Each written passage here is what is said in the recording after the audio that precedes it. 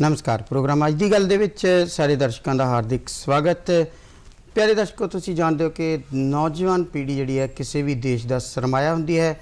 नौजवान पीढ़ी के अंदर, नौजवान वर्ग के अंदर अथाह प्रतिभा ते खोज जिहड़ी प्रवृत्ति मौजूद हुंदी है। लोड़ हुंदी है कि इस नूं बाहर लियाउण दे वास्ते उन्हां नूं कोई प्लेटफार्म जिहड़ा है वो मुहैया करवाया जाए। सन 2017 दे विच केंद्र सरकार दे विच प्रधानमंत्री श्री नरेंद्र मोदी होना दे वल्लों एक मुहिम शुरू की गई सी, स्मार्ट इंडिया हैकाथन। ये मुहिम जिहड़ी सी इसका मुख्य मकसद ये सी कि नौजवान जिहड़े ने उन्हां दे अंदर लुकी हुई इस प्रतिभा नूं उजागर किया जाए।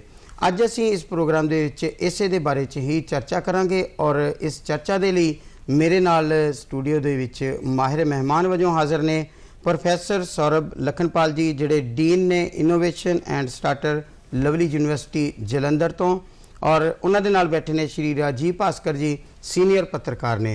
लखनपाल जी और भास्कर साहब, बहुत बहुत स्वागत है स्टूडियो में। धन्यवाद जी। शुक्रिया जी, शुक्रिया जी। सो अज दी इस जिहड़ी विशा है smart India hackathon 2022 make in India प्राप्ति वाल एक कदम। प्रोफैसर साहब, सब तो पहले मैं तुहाडे लांगा कि स्मार्ट इंडिया हैकाथन जिहड़ा शुरू किया गया 2017 दे विच की है ये और की मकसद की उद्देश्य लैके इसनूं शुरू किया गया सी? देखिए जी, पहला तो आप हैकाथन शब्द नूं समझिए जी। ਜਦੋਂ ग्रुप ऑफ स्टूडेंट्स इकट्ठे होके कोई कंप्यूटर प्रोग्रामिंग करते हैं ਉਹਨੂੰ हैकाथन कहते हैं जी। तो स्मार्ट इंडिया हैकाथन का परपज़ ये सी भी आने वाला टाइम जिहड़ा इंडिया वो वर्ल्ड दे उत्ते ग्लोबल इंडेक्स दे उत्ते तरक्की करे। बहुत सारिया चीज़ां जिहड़ियां सरकार ने विजनाइज कीतियां कि हिंदुस्तान दे अंदर ही होनियां चाहिदियां, हिंदुस्तान की अपनी तरक्की दे लई आप ही डिवेलप होनियां चाहिदियां। बिल्कुल स्क्रीन दे उत्ते असीं देख रहे हैं कि विद्यार्थी इस हैकाथन दे जिहड़ा भाग लै रहे ने उन्हां दीयां गतिविधियां दिखाईयां जा रही ने और साडे दर्शक भी देख रहे हैं। जिदा मैं तुहानूं दस भी रहा सी कि ग्रुप ऑफ स्टूडेंट्स जो इकट्ठे होकर कंप्यूटर प्रोग्रामिंग दे नाल किसी एग्जिस्टिंग प्रॉब्लम का सल्यूशन जो बनाते हैं उन्होंने हैकाथन कहा जाता है। तो साडी जिहड़ी इस स्मार्ट इंडिया हैकाथन है ये जूनियर एडिशन च भी हो रही है, सीनियर एडिशन च भी हो रही है। और इस तो इलावा दो तरह नाल हुंदी है, एक सॉफ्टवेयर वर्जन तो एक हार्डवेयर वर्जन। जो मैं कंप्यूटर प्रोग्रामिंग की गल करदा उन्होंने सॉफ्टवेयर वर्जन कहते हैं, पर जो एक्चुअल कोई चीज़ बन के हत्थ च आंदी है एज ए प्रोडक्ट ਉਹਨੂੰ हार्डवेयर वर्जन किया जाता है जी। तो 2017 तो एक सक्सैसफुली भारत दे विच चल रहा है और काफ़ी यूथ जिहड़ा इहदे विच पार्टिसिपेट कर रहा है जी। जी भास्कर साहब, असीं गल करिए कि जिहड़ा इस साल यह हैकाथन होया है इस दे विच जेतू जिहड़े टीमां सी, जिहड़े विद्यार्थी सी, उन्होंने पिछले दिनी प्रधानमंत्री साहब दे नाल मुलाकात की। उत्थे उन्हां दी जिहड़ी वार्तालाप हुई किस तरह का उहदे विचों मुख रूप दे विच निकल के सामने आके कि ये अपने देश की पूर्ति वाल वध रहा है ये मुहिम जिहड़ी है? देखो, ये जो स्मार्ट इंडिया हैकाथन मूवमेंट चली सी 2017 ਦੇ ਵਿੱਚ जी।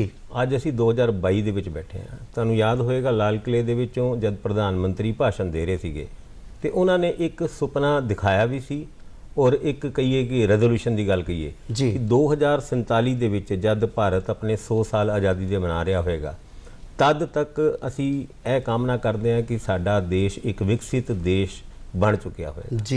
और इस देश नूं विकसित देश बनन वास्ते इस तरह के स्मार्ट इंडिया जिहड़ा है इदां दे प्रोग्राम करने बहुत जरूरी है जी। हुण इहदे विच 27 अगस्त नूं प्रधानमंत्री उन्हां बच्चिआं नूं जिहड़े इस मूवमेंट दी 2022 दे विनर सीगे उन्हां नूं मिल रहे सीगे जी। उन्होंने उस प्रोग्राम दे विच भी इस गल दा जिक्र किया कि यह बच्चिआं ने जिस तरीके नाल अगे वध के उन्हां प्रॉब्लम्स का सलूशन ना केवल लभ्या बल्कि एक मॉडल जिहा तैयार करके देश के सामने पेश किया। और असी अक्सर यह गल करते हैं ब्रेन ड्रेन की, यानी भारत का जिहड़ा एक इंटैलीजेंट ब्रेन है या भारत के बच्चे जिहड़े बहुत इंटैलीजेंट है वो विदेशों की तरफ जा रहे हैं जी।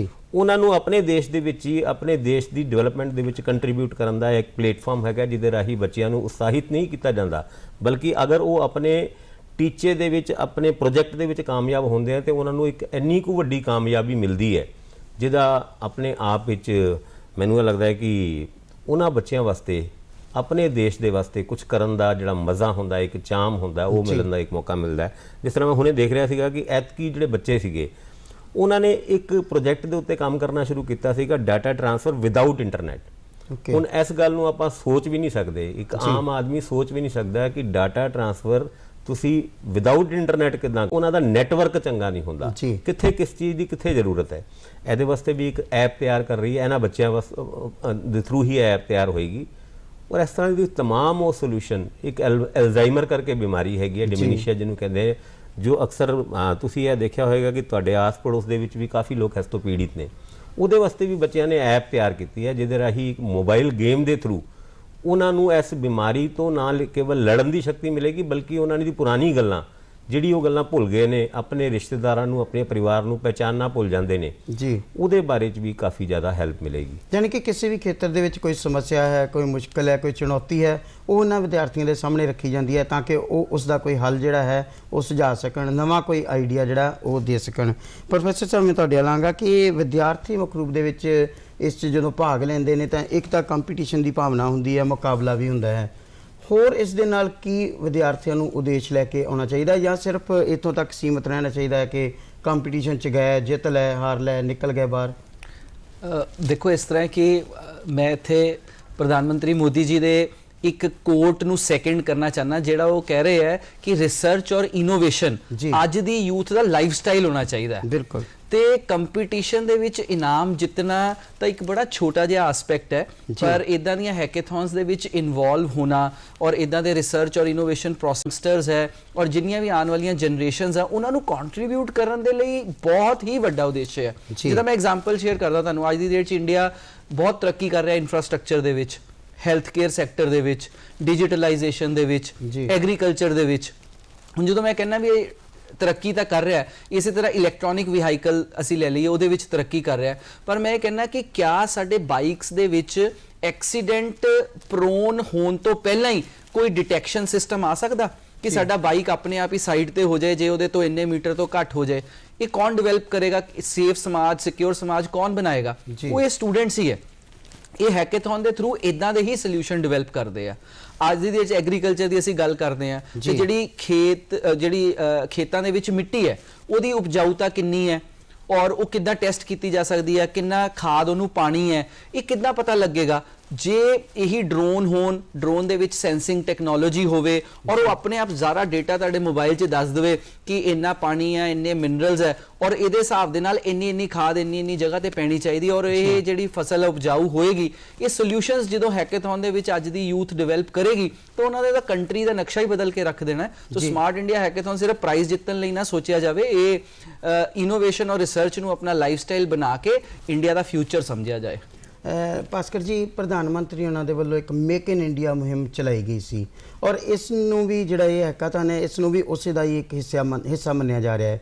ਤੁਸੀਂ ਕੀ ਸਮਝਦੇ ਹੋ ਕਿੰਨਾ ਕੁ ਯੋਗਦਾਨ ਹੁਣ ਤੱਕ ਇਸ ਦੇ ਵਿੱਚੋਂ ਜਿਹੜੀ ਨਿਕਲੀ ਹੋਈ ਪ੍ਰਤਿਭਾ ਹੈ ਉਹ ਪਾ ਚੁੱਕੀ ਹੈ ਮੇਕ ਇਨ ਇੰਡੀਆ ਮੁਹਿੰਮ ਦੇ ਵਿੱਚ? ਤੁਸੀਂ ਇਸ ਗੱਲ ਤੋਂ ਅੰਦਾਜ਼ਾ ਲਾ ਸਕਦੇ ਹੋ ਕਿ 2017 ਦੇ ਵਿੱਚ ਜਦ ਸਮਾਰਟ ਇੰਡੀਆ ਹੈਕਾਥਨ ਸ਼ੁਰੂ ਹੋਇਆ ਸੀ ਜੀ, ਤਦ 7500 ਟੀਮਾਂ ਨੇ ਰਜਿਸਟਰਡ ਕੀਤਾ ਸੀਗਾ ਜੀ। ਔਰ ਐਤਕੀ 2022 ਦੇ ਵਿੱਚ ਜਦ ਪਹਿਲੀ ਵਾਰ ਜੂਨੀਅਰ ਯਾਨੀ 6ਵੀਂ ਤੋਂ 12ਵੀਂ ਕਲਾਸ ਦੇ ਬੱਚੇ ਵੀ ਇਸ ਮੁਹਿੰਮ, ਇਸ ਕੈਂਪੇਨ, ਇਸ ਹੈਕਾਥਨ ਦੇ ਪਾਰਟ ਬਣੇ ਨੇ ਜੀ। ਔਰ ਇਸ ਕਈ ਇਸ਼ੂਜ਼ ਸਾਰੇ ਦੇ ਸਾਰੇ ਤਕਰੀਬਨ ਇਦਾਂ ਦੇ ਹੈਗੇ ਨੇ ਜਿਹਦੇ ਵਿੱਚ ਹਜੇ ਤੱਕ ਕੋਈ ਇਨੋਵੇਸ਼ਨ ਹੋਈ ਨਹੀਂ ਜੀ।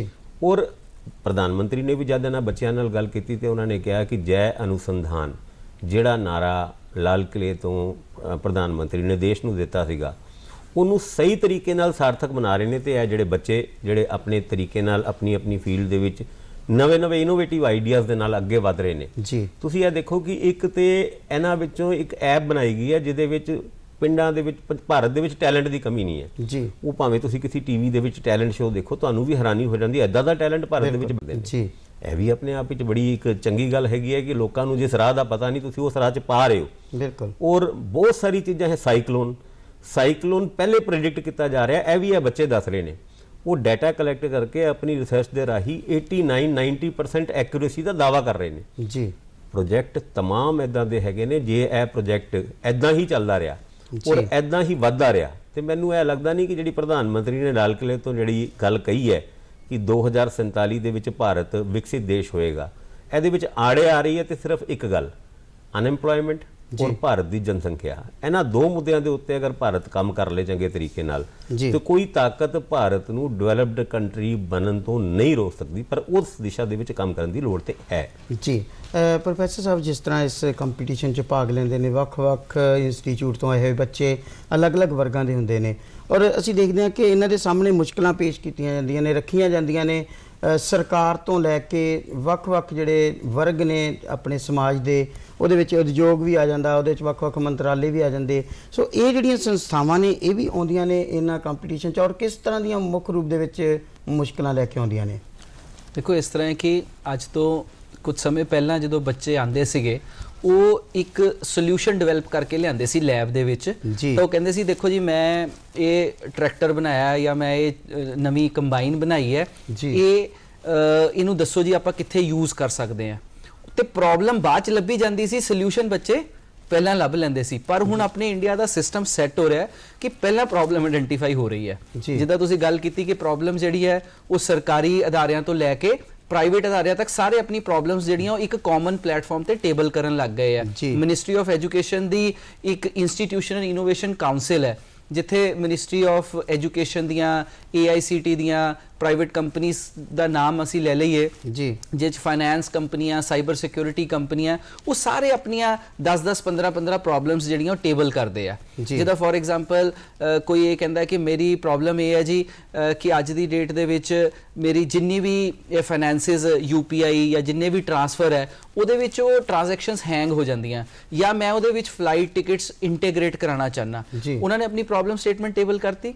ਇਹਨੂੰ ਚਲੋ ਥੋੜਾ ਸੌਖੇ ਭਾਸ਼ਾ 'ਚ ਵੀ ਸਮਝਣਾ ਹੋਵੇ ਕਿ ਆਪਣੀ ਪ੍ਰੋਬਲਮ ਸਟੇਟਮੈਂਟ ਇਹ ਟੇਬਲ ਕਰਤੀ ਕਿ ਜਿਹੜਾ ਸਾਡਾ ਬੱਸ ਹੈ ਰਿਜ਼ੋਰਟ ਦੇ ਵਿੱਚ ਉਹ ਡਰਾਈਵਰਲੈਸ ਬਣ ਜਾਏ, ਕਿ ਬੱਸ ਆਪਣੇ ਆਪ ਸਵਾਰੀ ਨੂੰ ਲਵੇ ਔਰ ਮੇਰੇ 75 ਏਕੜ ਦੇ ਰਿਜ਼ੋਰਟ ਦੇ ਵਿੱਚ ਉਹਨਾਂ ਨੂੰ ਉਹਨਾਂ ਦੇ ਕਮਰੇ ਤੱਕ ਛੱਡੇ ਆਵੇ। ਇਹ ਫਿਊਚਰਿਸਟਿਕ ਸੋਲੂਸ਼ਨਸ ਹੈ ਨਾ। ਬਿਲਕੁਲ। ਇਹ ਪ੍ਰੋਬਲਮ ਟੇਬਲ ਕਰਨ ਤੋਂ ਬਾਅਦ ਉਹਨਾਂ ਨੇ ਉਸ ਨੂੰ ਇੱਕ ਜਗ੍ਹਾ ਤੇ ਕੰਪਾਈਲ ਕਰਤਾ ਔਰ ਇਹ ਸਮਾਰਟ ਇੰਡੀਆ ਹੈਕੇਥਨ ਨੂੰ ਡਿਸਟ੍ਰੀਬਿਊਟ ਕਰਤੀਆਂ ਉਹ ਪ੍ਰੋਬਲਮਸ ਅਲੱਗ-ਅਲੱਗ ਸੈਂਟਰਸ ਨੂੰ, ਕਿ ਉੱਥੇ ਉਸ ਰਿਲੇਟਡ ਸੋਲੂਸ਼ਨਸ ਜਿਹੜੇ ਬੱਚੇ ਆਣਗੇ ਉਹ ਉੱਥੇ ਆ ਕੇ ਕੰਪੀਟੀਸ਼ਨ ਕਰਨਗੇ, ਉਹਨਾਂ ਦੀ ਕੰਪਿਊਟਰ ਪ੍ਰੋਗਰਾਮਿੰਗ ਬਣਾਣਗੇ ਤਾਂ ਉਹਦਾ ਇੱਕ ਸੋਲੂਸ਼ਨ ਚਲਾ ਕੇ ਦਿਖਾਣਗੇ।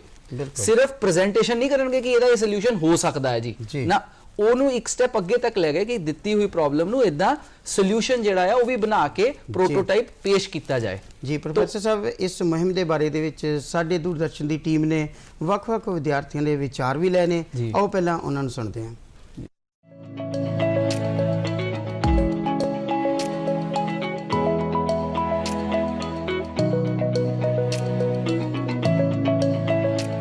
SIH हमें बेसिकली सिखाता है कि हम रियल वर्ल्ड चैलेंजेस को कैसे फेस करते हैं, कैसे उनकी प्रॉब्लम्स को सॉल्व करते हैं। हम एकेडमिक से हट के थोड़ा सा टेक्नोलॉजीज़ को यूज़ करके रियल वर्ल्ड प्रॉब्लम्स को सॉल्व करते हैं। स्मार्ट इंडिया हैकाथॉन में हमने 4 महीने पहले ही वर्क करना स्टार्ट किया था। इवन अभी भी 36 आवर्स है, अभी नर्वस हैं हम। इसमें हम लोग स्टार्ट किया था, हम वेबसाइट और सॉफ्टवेयर एडिशन से बिलोंग नहीं करता है actually, I am a biomedical engineer. So बहुत ही नया था वेब ऐप डेवलपमेंट करना और कुछ नया सीखने को मिल रहा है। हमें बहुत गर्व है कि हम अपनी टेक्नोलॉजी के द्वारा भारत को, भारतीय जो गवर्नमेंट है उन्होंने जो प्रॉब्लम स्टेटमेंट हमको दिया है उसके द्वारा हम एक सल्यूशन लेके आए हैं। तो हमारा यही गोल है कि इंजीनियरिंग के द्वारा शिक्षकों को और विद्यार्थियों को देश की सेवा कैसी करनी चाहिए। So we are here for that. Thank you so much for the government of India. हमारा मकसद ये हैकाथॉन में पार्टिसिपेट करने का ये है कि हम अपने स्किल्स द्वारा हम भारत की सरकार और भारत के लोगों का मदद कर सके, अपनी स्किल्स का कुछ योगदान दे सके। जैसे कि हम जानते हैं टेक्नोलॉजी के बहुत सारे उपयोग भी है, वैसे ही उसके दुरुपयोग भी है। जैसे हैकिंग होती है बहुत सारी, गवर्नमेंट ऑफ इंडिया ने बहुत सारे प्रॉब्लम्स वेबसाइट पर डाले थे, तो फिर हमने उनमें से कुछ एक प्रॉब्लम लेके उसका सॉल्यूशन देने आए हैं हम यहाँ पर। मेरा नाम मिताली जैन है और हम आए हैं पंजाब इसी कारण कि हम एक योगदान दे सके हमारी तरफ से, जो 5-6 महीने से जो मेहनत की जा रही है हमारी तरफ से, उसी का हम एक सल्यूशन लाए हैं यहाँ पर। भारत सरकार द्वारा नियोजित जो कुछ प्रॉब्लम स्टेटमेंट थे, वहाँ पे कुछ 1000 से ज़्यादा प्रॉब्लम स्टेटमेंट थे जो आज के ज़माने के इंजीनियरिंग के स्टूडेंट ने सॉल्व करने चाहिए थे, जो अक्रॉस द भारत के देश के जितने भी इंजीनियरिंग कॉलेजेस है उसमें से बहुत सारे स्टूडेंट 75 जगह में पूरे भारत भर में 75 जगह पे से 100 टीम गए, तो लगभग 7500 से ज़्यादा टीम्स वहाँ पे अवेलेबल है जो अलग अलग प्रॉब्लम को सॉल्व कर रहे हैं। जैसे गवर्नमेंट को इशू आ रहा है, प्रॉब्लम हो रही है कि जैसे व्हाट्सएप पे मैसेजेस फेक फैल रहे हैं, तो हमारा ये काम है कि कैसे हम उस मैसेजेस का निकाल पाए कि वो कौन भेज रहा है, कौन अफवाह फैला रहा है, तो हमको ढूंढना है। मेरा नाम मानसी जसोरिया है। जैसे सर ने बताया कि हम लोग यहाँ पे प्रॉब्लम स्टेटमेंट डिफरेंट है, उसको सॉल्यूशन निकालने आए हैं। हम अपना पूरा एफर्ट डालेंगे गवर्नमेंट को अपना सॉल्यूशन देने के लिए, एंड जैसा हमारा प्रॉब्लम स्टेटमेंट यूसुफ ने बताया उस पर हम पूरा वर्क करेंगे।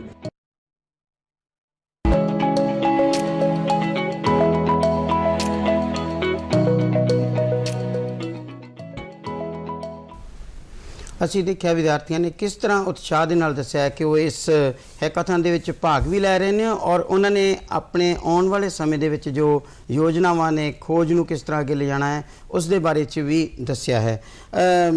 ਭਾਸਕਰ ਜੀ, ਸਮਾਰਟ ਇੰਡੀਆ ਹੈਕਾਥਨ ਜਿਹੜੀ ਹੈ ਇਸ ਨੂੰ ਦੁਨੀਆ ਦੇ ਵਿੱਚ ਸਭ ਤੋਂ ਵੱਡੀ ਜਿਹੜੀ ਹੈ ਓਪਨ ਇਨੋਵੇਸ਼ਨ ਮਾਡਲ ਦੇ ਵਜੋਂ ਜਾਣਿਆ ਜਾ ਰਿਹਾ ਹੈ ਅੱਜ ਕੱਲ੍ਹ।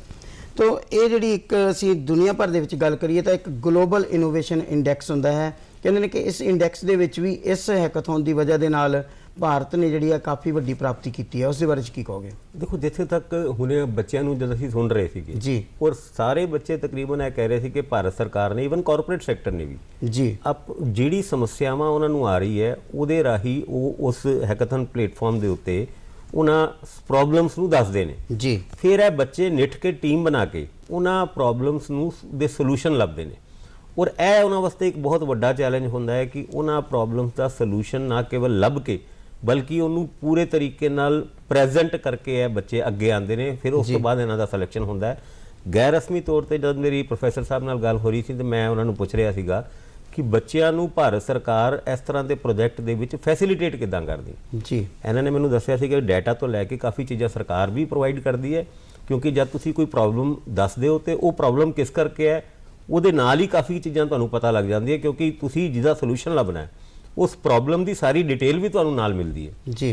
और उस तो इलावा जे तुसी उस प्रॉब्लम नूं सॉल्व करन वास्ते कोई सोल्यूशन तैयार करदे हो, फिर तुसी ये देखो कि पूरे ग्लोबल लैवल ते जिहदी गल तुसी कीती है तुहाडी एक मैटल तैयार हो जाता है, यानी तुसी ग्लोबल लैवल ते इन्ने कु तरक्की कर सकते हो कि जिहदा कोई अंत नहीं हैगा। और यह एक प्लेटफॉर्म इस करके भी बड़ा अच्छा है कि छोटे लैवल ते यानी स्कूल लैवल ते फिर कॉलेज लैवल ते बच्चों नूं इदां दा प्लेटफॉर्म और चैलेंज देना और उस चैलेंज नूं एक्सैप्ट करन तो बाद तरक्की करते हुए बच्चे उस प्रॉब्लम का सोल्यूशन लभ के लियान जी। अपने आप ही ग्लोबल लैवल ते साडा लोहा ते वैसे सारी दुनिया मानती है, पर इस मुहिम के राही उहदे विच एक स्टैप 2 स्टैप 10 स्टैप होर अगे जा सकते हैं और जा भी रहे जी।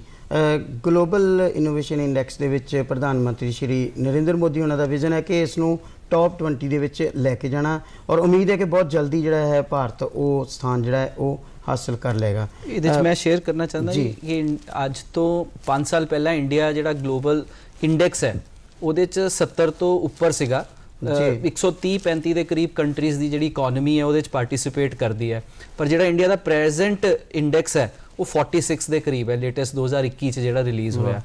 तो यदा मतलब तुसी ये देखो भी जी 30 पॉइंट की जंप है, बहुत ईजी नहीं है लेना इनोवेशन, क्योंकि इनोवेशन टेक टाइम, ठीक है ना। पहला तो प्रॉब्लम्स और फिर वो नवे सोल्यूशन लभना जी। तो जे 30 पॉइंट का जंप पिछले 5 साल हो सकता है तो टॉप 20 च आना फिर ज़्यादा दूर तो नहीं है जी।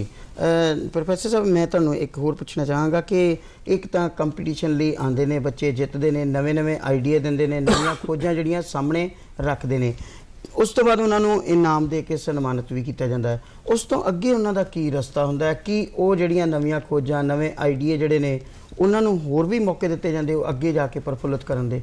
जी बिल्कुल। देखो, सब तो पहला तो ये जिन्ने भी बच्चों ने सोल्यूशन डिवेलप कर ले ना, ये आने वाले इंडिया के बिजनेसमैन ने, मतलब असीं इन्नी गल दा जे एक निचोड़ कढ़ना चाहिए तो जेड़े सोल्यूशन लभ लिया अल्टीमेटली वो सोल्यूशन दे नाल की करेगा, अपनी कोई फैक्ट्री, अपनी कोई इंडस्ट्री, अपनी कोई कंपनी खोलेगा तो या तो वो अपनी कोई मैन्युफैक्चरिंग यूनिट बनाएगा या एक सर्विस इंडस्ट्री खोलेगा या ट्रेडिंग IT कंपनी दी सर्विसेज ई-कॉमर्स सर्विसेज प्रोवाइड करेगा। तो सब तो पहला तो इन्हां बच्चियां ने बिजनेसमैन ही बन जाना है। पर ये जिहड़ी हुण विच दी जर्नी है स्मार्ट इंडिया हैकाथन तो जितन तो बाद अपनी कंपनी खोलन तक, ਇਹਦੇ ਲਈ बहुत सारी गवर्नमेंट सपोर्ट, गवर्नमेंट स्कीम्स भी हैगियां, बहुत सारी प्राइवेट कंपनीज भी सपोर्ट करन लग गईयां जी। उन्हां दे बारे तो चलो अलग गल कर ही सकते हैं, पर मैं तुहानूं एक एग्जाम्पल कोट करना है। हुणे आपां जिहड़ी स्मार्ट इंडिया हैकाथन दे हाईलाइट्स देख रहे सीगे, ਇਹਦੇ ਵਿੱਚ गवर्नमेंट ने अपने ਵੱਲੋਂ एक नोडल अफसर अपॉइंट ਕੀਤਾ ਸੀ, ਉਹਨਾਂ ਦਾ ਨਾਮ ਸੀ ਮਿਸਟਰ ਮਾਨਵ ਜੀ। ਉਹ ਮਿਸਟਰ ਮਾਨਵ 2019 ਦੇ ਸਮਾਰਟ ਇੰਡੀਆ हैकाथन ਦੇ ਵਿਨਰ ਸੀਗੇ। ਔਰ ਹੁਣ ਦੇਖੋ ਗਵਰਨमेंट ਨੇ ਉਹਨਾਂ ਨੂੰ ਕੀ ਓਪਰਚੁਨਿਟੀ ਦਿੱਤੀ ਹੈ ਕਿ ਉਹ ਪੂਰੇ ਇੰਡੀਆ ਦੇ ਵਿੱਚ ਨੋਡਲ ਅਫਸਰ ਬਣ ਕੇ ਇਦਾਂ ਦੀਆਂ ਹੈਕਾਥਨ ਨੂੰ ਸੁਪਰਵਾਈਜ਼ ਕਰ ਰਹੇ ਨੇ। ਹੁਣ ਬਹੁਤ ਸਾਰੇ ਜਿਊਰੀ ਮੈਂਬਰਸ, ਸਾਡੇ ਵਰਗੇ ਆਰਗੇਨਾਈਜ਼ਰਸ ਉਹਨਾਂ ਦੇ ਨਾਲ ਕੰਮ ਕਰਦੇ ਪਏ ਆ। ਔਰ ਜਦੋਂ ਮੈਨੂੰ ਪਰਸਨਲ ਮੌਕਾ ਮਿਲਿਆ ਉਹਨਾਂ ਦੇ ਨਾਲ, ਕਿਉਂਕਿ 36 ਆਵਰਸ ਅਸੀਂ ਵੈਨਿਊ ਦੇ ਉੱਤੇ ਇਕੱਠੇ ਹੀ ਸੀਗੇ, ਤਾਂ ਮੈਨੂੰ ਦੱਸ ਰਹੇ ਆ ਕਿ ਕਿੱਦਾਂ ਸਮਾਰਟ ਇੰਡੀਆ ਹੈਕਾਥਨ ਜਿੱਤਣ ਤੋਂ ਬਾਅਦ ਉਹਨਾਂ ਦੀ ਅਸਲੀ ਜਰਨੀ ਤਾਂ ਸਟਾਰਟ ਹੋਈ। ਉਹਨਾਂ ਨੇ ਆਪਣੀ ਕੰਪਨੀ ਫਾਰਮ ਕੀਤੀ। ਇਸ ਵੇਲੇ 2 ਕੰਪਨੀਆਂ ਜਿਹੜੀਆਂ ਜਾਂ ਵੈਂਚਰ ਕੈਪੀਟਲਿਸਟ ਹੈ ਉਹਨਾਂ ਨੇ ਫੰਡਿੰਗ ਦਿੱਤੀ ਹੋਈ ਹੈ ਉਹਦੇ ਸੋਲੂਸ਼ਨ ਨੂੰ ਡਿਵੈਲਪ ਕਰਨ ਦਾ, ਕਰੋੜਾਂ ਦਾ ਫੰਡ ਉਹਨਾਂ ਨੇ ਲਿਆ ਹੋਇਆ ਤੇ ਉਹ ਬੈਂਗਲੌਰ ਦੇ ਵਿੱਚ ਆਪਣੀ 50 ਬੰਦਿਆਂ ਦੇ ਨਾਲ ਉਹ ਕੰਪਨੀ ਖੋਲ ਚੁੱਕੇ ਨੇ। ਉਹਦੀ ਏਜ ਆਈ ਡੋਂਟ ਐਕਸਪੈਕਟ ਕਿ 24 ਸਾਲ ਤੋਂ ਵੱਧ ਹੋਣੀ ਹੈ, 23-24 ਸਾਲ ਦੀ ਉਮਰ ਸੀਗੀ। ਤੇ ਸਮਾਰਟ ਇੰਡੀਆ ਹੈਕਾਥਨ ਦੇ ਜਿੱਤਣ ਤੋਂ ਬਾਅਦ ਤਾਂ ਜਰਨੀ ਸਟਾਰਟ ਹੋ ਰਹੀ ਹੈ ਔਰ ਗਵਰਨमेंट ਵੀ ਉਹਨਾਂ ਨੂੰ ਪੂਰੇ ਮੌਕੇ ਦੇ ਰਹੀ ਹੈ, ਸਪੋਰਟ ਦੇ ਰਹੀ ਹੈ ਆਪਣੀਆਂ ਕੰਪਨੀਆਂ ਐਸਟੈਬਲਿਸ਼ ਕਰਨ ਲਈ ਔਰ ਟੈਕਨੋਲੋਜੀ ਟ੍ਰਾਂਸਫਰ ਕਰਨ ਲਈ, ਔਰ ਪ੍ਰਾਈਵੇਟ ਕੰਪਨੀਆਂ ਵੀ ਉਹਨਾਂ ਨੂੰ ਬਹੁਤ ਭਰਪੂਰ ਸਾਥ ਦੇ ਰਹੀਆਂ ਉਹਨਾਂ ਦਾ। ਇਸ ਜਿਹੜਾ ਕੰਪੀਟੀਸ਼ਨ ਹੈ ਇਸ ਦੇ ਲਈ ਸਿਰਫ ਇੱਕ ਵਿਅਕਤੀ ਹੀ ਅੱਗੇ ਨਹੀਂ ਜਾਂਦਾ, ਉਹਦੇ ਨਾਲ ਪੂਰੇ ਦੇ ਪੂਰਾ ਇੱਕ ਜਿਹੜਾ ਅਸੀਂ ਕਹਿੰਦੇ ਐਂਟਰਪ੍ਰੇਨਰਸ਼ਿਪ ਜਿਹੜੀ ਹੈਗੀ ਆ ਉਹ ਅੱਗੇ ਵੱਧਦੀ ਹੈ, ਉਹਦੀ ਇਨੋਵੇਸ਼ਨ ਹੁੰਦੀ ਹੈ। ਭਾਸਕਰ ਜੀ, ਜੇ ਆਪਾਂ ਗੱਲ ਕਰੀਏ ਕਿ ਇਹ ਮੁਹਿੰਮ ਜਿਹੜੀ ਹੈਗੀ ਬੜੇ ਵਧੀਆ ਢੰਗ ਦੇ ਨਾਲ ਵੱਧ ਰਹੀ ਹੈ ਦੇਸ਼ ਦੇ ਵਿੱਚ, ਜਿਸ ਤਰ੍ਹਾਂ ਇਸ ਵਾਰ 75 ਸੈਂਟਰ ਬਣਾਏ ਗਏ ਸੀ, ਕਿ ਆਉਣ ਵਾਲੇ ਟਾਈਮ ਦੇ ਵਿੱਚ ਇਸ ਦਾ ਕੋਈ ਇਸ ਢੰਗ ਦਾ ਵੀ ਕੋਈ ਆਈਡੀਆ ਹੈ ਕਿ ਇਸ ਨੂੰ ਸਰਹੱਦਾਂ ਤੋਂ ਅੱਗੇ ਲਿਆ ਕੇ ਕਿਸੇ ਹੋਰਨਾਂ ਦੇਸ਼ਾਂ ਦੇ ਨਾਲ ਵੀ ਸਾਂਝ ਪਾ ਕੇ हैकाथन ਜਿਹੜੀ ਹੈ ਕਰਵਾਈ ਜਾਵੇ? ਬਿਲਕੁਲ, ਇਹ ਮੰਗ ਆਲਰੇਡੀ ਕਈ ਕੰਟਰੀਜ਼ ਤੋਂ ਆ ਚੁੱਕੀ ਹੈ ਜੀ। ਉਹ ਚਾਹੁੰਦੇ ਨੇ ਕਿ ਭਾਰਤ ਦੇ ਜਿਹੜੇ ਬੱਚੇ ਇਹ ਸਮਾਰਟ ਇੰਡੀਆ ਹੈਕਾਥਨ ਦੇ ਜ਼ਰੀਏ ਸਾਡੇ ਦੇਸ਼ਾਂ ਦੇ ਵਿੱਚ ਵੀ ਆ ਕੇ ਇਨੋਵੇਸ਼ਨ ਤੇ ਆਪਣੇ ਰਿਸਰਚ ਤੇ ਕੰਮ ਕਰਨ। ਹਾਲਾਂਕਿ ਇਸ ਮੁੱਦੇ ਤੇ ਭਾਰਤ ਸਰਕਾਰ ਨੇ ਹਜੇ ਫੈਸਲਾ ਲੈਣਾ ਬਾਕੀ ਹੈ, ਕਿਉਂਕਿ ਭਾਰਤ ਦੀ ਕੋਸ਼ਿਸ਼ ਹੈਗੀ ਹੈ ਕਿ ਇਹਨਾਂ ਪ੍ਰੋਜੈਕਟਾਂ ਦੇ ਰਾਹੀਂ, ਇਸ ਤਰੀਕੇ ਦੇ ਹੈਕਾਥਨ ਦੇ ਰਾਹੀਂ ਬੱਚਿਆਂ ਨੂੰ ਉਤਸ਼ਾਹਿਤ ਕਰੀਏ ਔਰ ਉਹਨਾਂ ਦੇ ਥਰੂ ਅਗਰ ਸੋਲੂਸ਼ਨ ਲੱਭੇ ਜਾਂਦੇ ਨੇ ਤੇ ਫਿਰ ਉਹਨਾਂ ਨੂੰ ਇੰਟਰਨੈਸ਼ਨਲੀ ਮਾਰਕੀਟ ਵੀ ਕੀਤਾ ਜਾ ਸਕਦਾ ਹੈ ਜੀ। ਮੈਨੂੰ ਇਹ ਲੱਗਦਾ ਹੈ ਕਿ ਇਸ ਮੁੱਦੇ ਤੇ ਫੈਸਲਾ ਲੈਣਾ ਤੇ ਬਾਕੀ ਹੈ, ਪਰ ਜਿਹੜੀ ਗੱਲ ਤੁਸੀਂ ਕਹਿ ਰਹੇ ਹੋ, ਬਹੁਤ ਸਾਰੀ ਕੰਟਰੀਜ਼ ਇੱਛੁਕ ਹੈਗੀ ਹੈ ਕਿ ਉਹ ਸਾਡੇ ਬੱਚਿਆਂ ਦੇ ਨਾਲ ਵੱਡੇ ਵੱਡੇ ਪ੍ਰੋਜੈਕਟਸ ਦੇ ਉੱਤੇ ਕੰਮ ਕਰਨਾ ਚਾਹੁੰਦੀ ਹੈ। ਉਹ ਸਾਰਾ ਖਰਚਾ ਵੀ ਉਠਾਉਣ ਨੂੰ ਤਿਆਰ ਨੇ, ਪਰ ਚਲੋ ਇਹ ਤੇ ਗਵਰਨਮੈਂਟ ਦੇ ਫੈਸਲੇ ਹੈਗੇ, ਅੱਗੇ ਕਿਸ ਤਰੀਕੇ ਨਾਲ ਕਿੱਦਾਂ ਉਹ ਤੁਰਦੇ ਨੇ। ਪਰ ਫਿਲਹਾਲ ਤੁਹਾਡੀ ਜਿਹੜਾ ਉਹਨਾਂ ਦਾ ਇੰਟਰਸਟ ਦਿਖ ਰਿਹਾ ਉਹ ਇਸੇ ਕਰਕੇ ਹੈ ਕਿ ਇਹ ਹੈਕਾਥਨ ਜਿਸ ਢੰਗ ਦੇ ਨਾਲ ਸਫਲ ਹੋ ਰਹੀ ਹੈ। ਸਰ, ਬਹੁਤ ਸਾਰੀ ਵੱਡੀ ਕੰਪਨੀ ਸਿਰਫ ਰਿਸਰਚ ਬੇਸਡ, ਆਪਾਂ ਇਹ ਫੇਸਬੁੱਕ ਦੇਖਦੇ ਹਾਂ, ਵਟਸਐਪ ਦੇਖਦੇ ਹਾਂ ਜੀ, ਇਹ ਸਾਰੀ ਹੁਣ ਇੰਨੀ ਵੱਡੀ ਕੰਪਨੀ, ਹੁਣ ਐਮਾਜ਼ੋਨ ਨੇ ਜਦੋਂ ਆਪਣੀ ਕੰਪਨੀ ਸ਼ੁਰੂ ਕੀਤੀ ਹੋਏਗੀ, ਇੱਕ ਕਨਸੈਪਟ ਦੇ ਉੱਤੇ ਅੱਗੇ ਵਧਦੇ ਵਧਦੇ ਅੱਜ ਇੰਨੀ ਵੱਡੀ ਕੰਪਨੀ ਬਣ ਚੁੱਕੀ ਹੈ। ਤੇ ਮੈਨੂੰ ਇਹ ਲੱਗਦਾ ਹੈ ਕਿ ਇਨੋਵੇਟਿਵ ਹੋਣਾ ਕਿਸੇ ਵੀ ਵੱਡੇ ਪ੍ਰੋਜੈਕਟ ਦੀ ਨੀਂਹ ਹੈਗੀ ਹੈ ਔਰ ਉਸ ਇਨੋਵੇਸ਼ਨ ਨੂੰ ਕੰਪਲੀਟ ਕਰਨਾ ਜੀ, ਫਿਰ ਤੁਹਾਡੀ ਜਰਨੀ ਤੁਹਾਨੂੰ ਕੋਈ ਨਹੀਂ ਰੋਕ ਸਕਦਾ। ਤੁਹਾਡਾ ਅੱਗੇ ਵਧਣਾ, ਉન્નਤੀ ਕਰਨਾ ਤੈਅ ਵੇ ਜੀ।